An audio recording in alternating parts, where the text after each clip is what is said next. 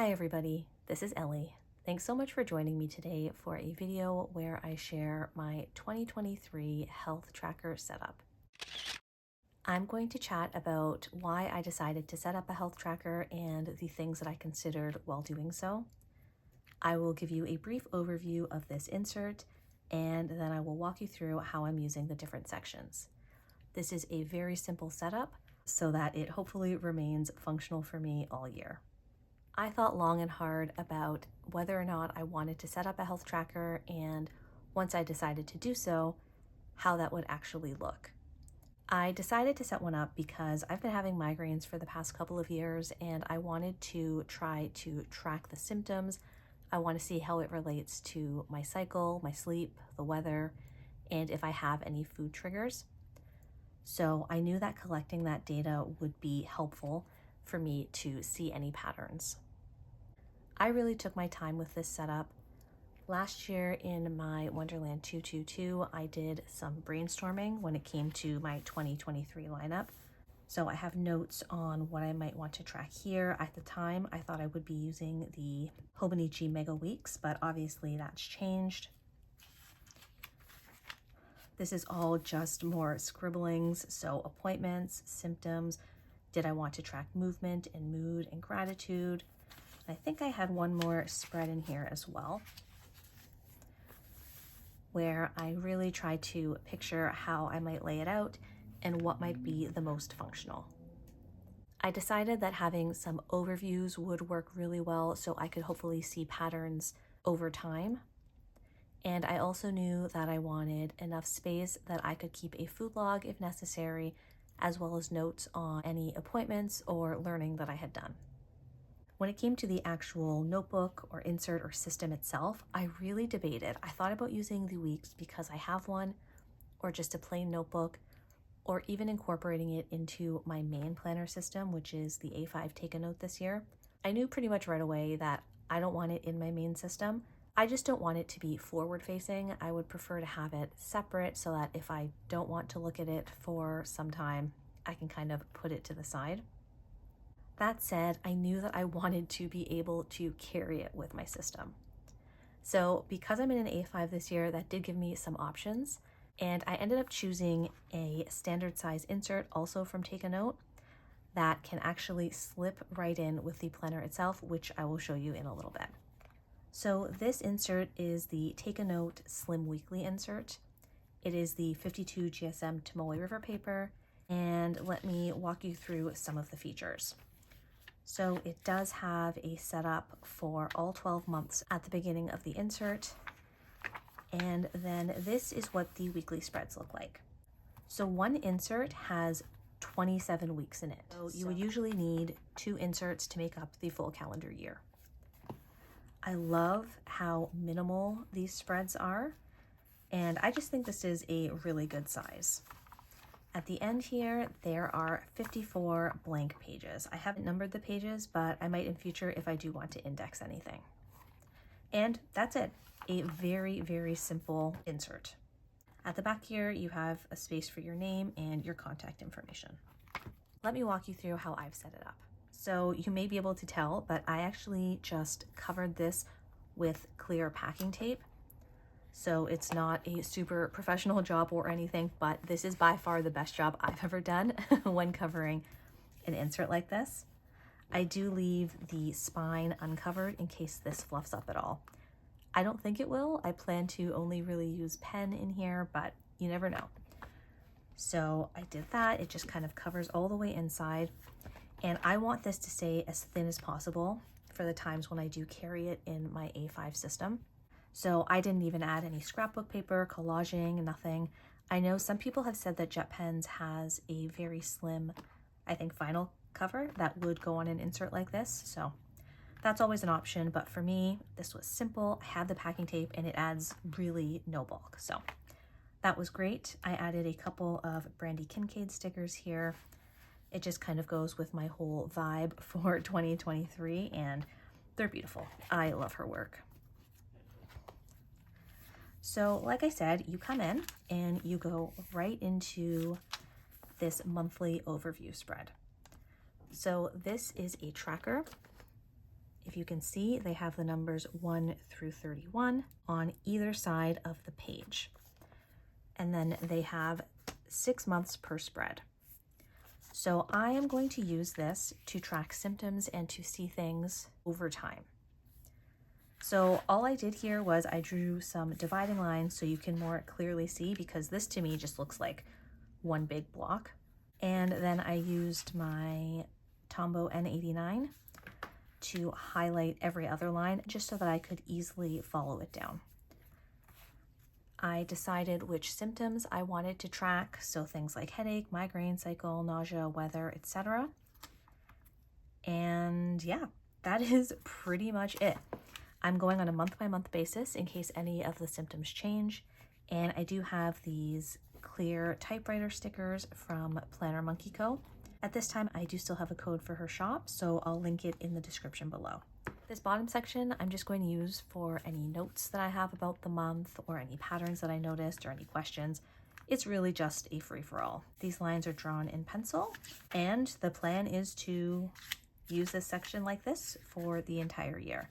So it does give me enough space for 9 symptoms, which should be hopefully more than enough. If not, there is the blank pages at the back. After that, you go right into the weeklies.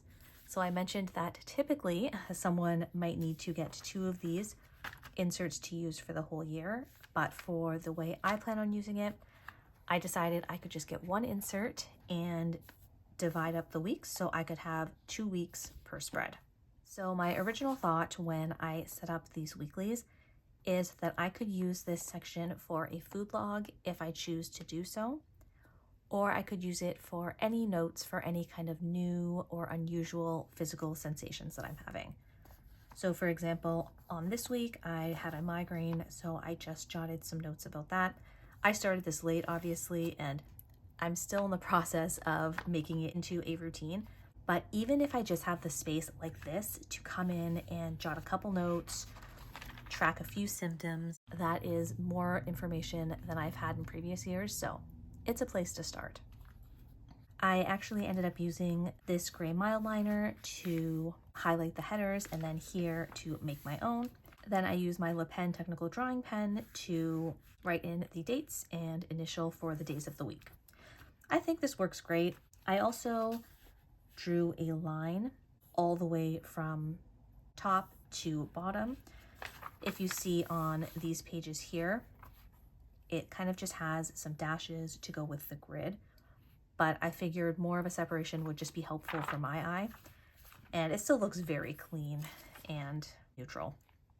I put some sleep trackers on the side. I don't know if I'll keep up with this. I think these might actually be better in my take a note, and then I could always, input the data here. So where I had sleep, I had a vague idea of writing the number of hours I had. We'll see how that goes. But this is it. Very, very simple. Like I said, I went ahead and did the first quarter of the year, I believe. I wrote the weeks, the dates here, and I figure after a quarter, I will see if I need to change anything up. But so far, so good. After that, we get to the notes section. And I decided that I would keep a couple of collections here. So the doctors that I see regularly, I just have their initials here. And the plan is to write down any questions or concerns that I want to bring up with them at appointments. So 1, 2, I have 3 for that. Then I made a medication spread. So for the medications I'm currently on, I just made a couple of refill trackers. So the medication name, the doctor that prescribed it. I'm going to put the date that it was refilled, the dosage. So for example, 30 milligrams times however many tablets, the cost, and just any notes. So I have that for 2 medications, and this last one here is for any other medications that I get over the year if I have a cold or an infection or anything. So the medication, the doctor that prescribed it, the dates that I'm meant to be on it, the dosage, the reason, so ear infection, throat infection, etc., and the cost. Very, very simple. Oh, and on this spread you can see I've used the two grays. So this is the Mildliner, and then this is the warmer and lighter gray here, the Tombow N89. Again, I did all of my lines in here with a pencil. I used my very thin Pentel Orenz here in the 0.3. I just liked keeping it all as unobtrusive and neutral as possible. And the last spread that I went ahead and set up is my blood pressure spread. I mean to track this more often than I do, so I have the date, the time, blood pressure, pulse, and any notes. After that, I figure I will just use this for, like I said, appointments. So when I have a specific appointment, I'll be able to refer to my collection here to see if I have any questions, and then this is where I would put the doctor's name, the date, the time, and any notes from what we discussed. And at the back I have just a spread here. I was testing out some Tombows pencils because I thought maybe I would do some kind of colorful tracking, and while I love the idea of that, that did not stick with my plan to keep it as simple as possible, so I actually use it. So right now I'm just planning on using whatever pen I'm currently using to plan that month. I'm not sure how well it picks up on camera, but these pages are divided. So you have these small grids, and then you also have these kind of bigger squares that they're sectioned into. You also have the midpoints here, as well as if you wanted to separate it into 3, I believe. So that's a feature if you're looking to divide up any spreads. Then the way I have it actually sectioned, so right now, this is the current week. I just have these page book darts. They're book darts, I believe they're called. So right now, because only a few weeks have gone by, this closes very nicely. And then from this section to my notes, I just like to keep this small ollie clip.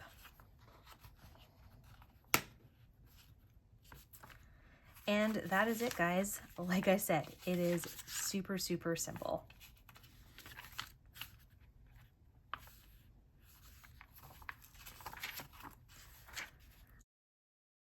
And then let me show you how it fits right into my planner system itself.